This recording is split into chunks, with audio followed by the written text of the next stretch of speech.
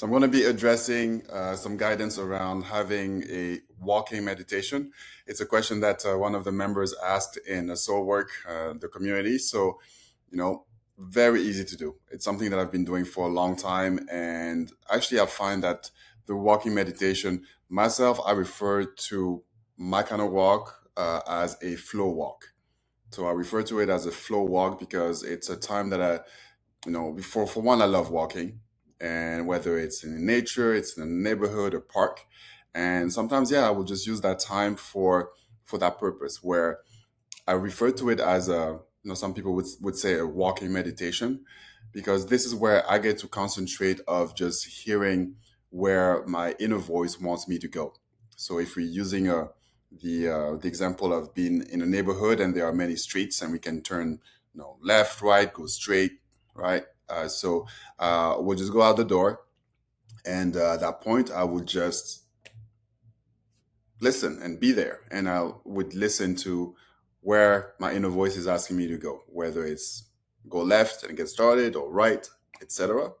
And then at that point I just choose to follow it. I don't think, I don't allow my mind to get in the way. I just go.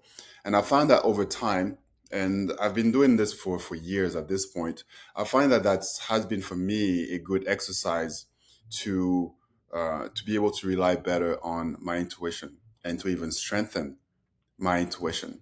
Because when I get to flow walk, I really get to shut off my mind and trust that wherever my inner voice is guiding me to go, ultimately it will get me to where I need to be.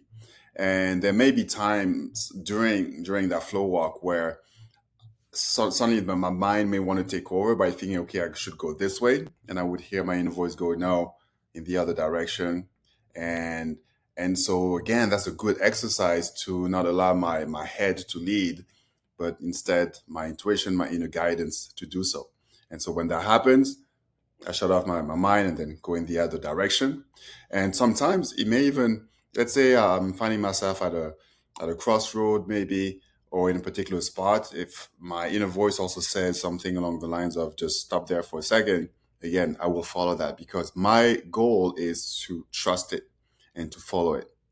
And I find that as I am able to do that in those circumstances, in other areas of my life, when it comes to making decisions or when I'm assessing situations, to have a better ability to rely again on that inner voice. Because I've had so many times where I feel like it's time, let's say I'm going on the flow walk and it's been, I don't know, 10 minutes, 15 minutes, 20 minutes, and I feel like, okay, now I just want to head back home.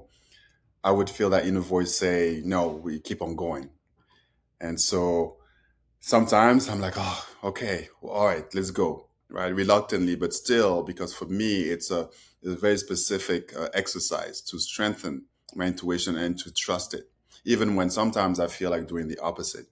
And then invariably, at one point of the flow walk, I get to the sense that, okay, now it's time to go home. And then I know that, okay, I'm on my way back. And so that's the best experience that I can share when it comes to having something that would fit as a walking meditation.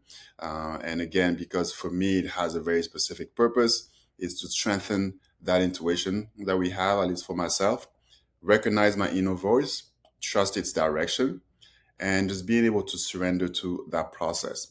And the fact that I really love walking in general, it makes it easy to do that anywhere, really.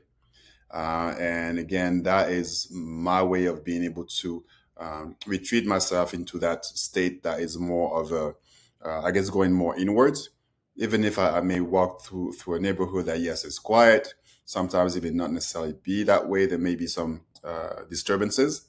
But again, the fact that I'm walking in that flow state, well, I can kind of tune things out and stay, within that in that sweet spot. And so it has multiple purposes, but again, for me, it is about strengthening that inner muscle, that intuition, that guidance, and having a better clarity as to how what my inner voice really sounds like, so I can trust it. So this is what some of the pointers I would have around that, and it takes time naturally, but to do it on a daily basis and just surrender, because this is a great exercise of surrender as well. You'll find that over time, if someone does that, it becomes easier and easier.